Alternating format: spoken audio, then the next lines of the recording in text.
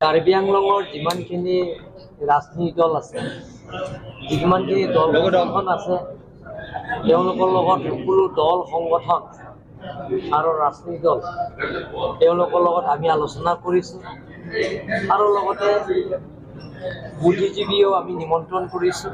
কাৰ্বি আংলঙত যিমানখিনি বুদ্ধিজীৱী আছে, দল সংগঠন আছে, ৰাজনীতি দল আছে, তেওঁলোকৰ লগত আমি আলাপ আলোচনা কৰি বিজিআৰৰ ওপৰত এটা সিদ্ধান্ত লোৱা হৈছে। সেই বিজিআৰ যিমানখিনি বহবাস কৰিছে, ইনক্ল'চাৰ কৰিছে, তেওঁলোকৰ কাৰণে সুপ্ৰিম কোৰ্টৰ যিটো অৰ্ডাৰ, সেই অৰ্ডাৰ মতে আমি ফ'ল' কৰিম আৰু সেই ওপৰতো আমি ইভিকশ্যনৰ কৰিবৰ কাৰণে আমি কাৰ্বি আংলং অট'নমাছ কাউন্সিল আৰু সেই সকলো organisations, political parties, social organization, civil organization, student organizations, লগতে ইণ্টেলেকচুৱেল লগত আলাপ আলোচনা কৰি আমি প্ৰস্তাৱ এটা লোৱা হৈছে হাই পাৱাৰ কমিটি গঠন কৰা।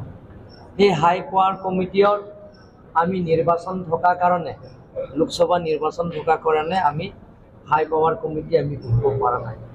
আজি প্ৰথমবাৰ নিৰ্বাচনৰ পিছত, কণ্টেকৰ যোৱাৰ পিছত আমি হাই পাৱাৰ কমিটি আজি আমি বহিছোঁ আৰু সেই হাই পাৱাৰ কমিটিৰ মেম্বাৰ আছে এক্স MP হৰেণ সিং বে ডাঙৰীয়া, ex MP doctor Jayanta Rongpi, ex MLA minister Baliram Terang, ex CM Johnson Bey, ex MLA doctor Ran Singh তেৰণৰ পৰা আৰম্ভ কৰি বৰ্তমান বিধায়ক নৰসিং ৰংহাং ডাঙৰীয়া আৰু বিদাসিং লেং ডাঙৰীয়া আৰু ৰূপসিং তেৰণ ডাঙৰীয়াৰ পৰা আৰম্ভ কৰি লেণ্ড ৰিভিনিউ EM বৰ্তমান MP অমৰ সিং টিছ আৰু লগতে সূৰ্য ৰংভাৰ আৰু প্ৰিন্সিপাল ছেক্ৰেটাৰী জইণ্ট ছেক্ৰেটাৰী আৰু লগতে এলভিন তেৰণ সকলো লগ লাগি আজি আমি প্ৰথম হাই পাৱাৰ কমিটি বহিছোঁ।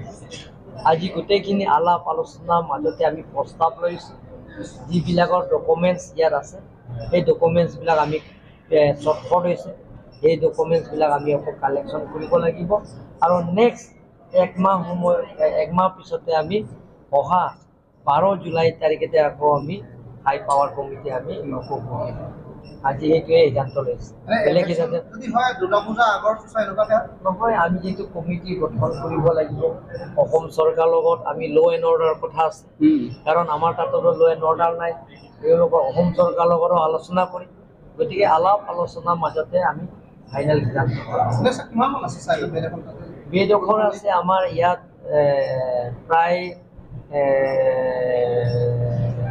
চব মিলি গোটেইখিনি পুৰণি চাৰ্কল আৰু লগতে আমাৰ দমকামৰ চাৰ্কল মিলি, এই দুটা ৰেভিনিউ চাৰ্কল মিলি প্ৰায় 14,000 মান লিগেল খৰচা আছে বিজিআৰৰ বহবাস কৰা। এই গোটেইখিনি কথা যে আমি আলোচনা কৰিছোঁ। হ'ব।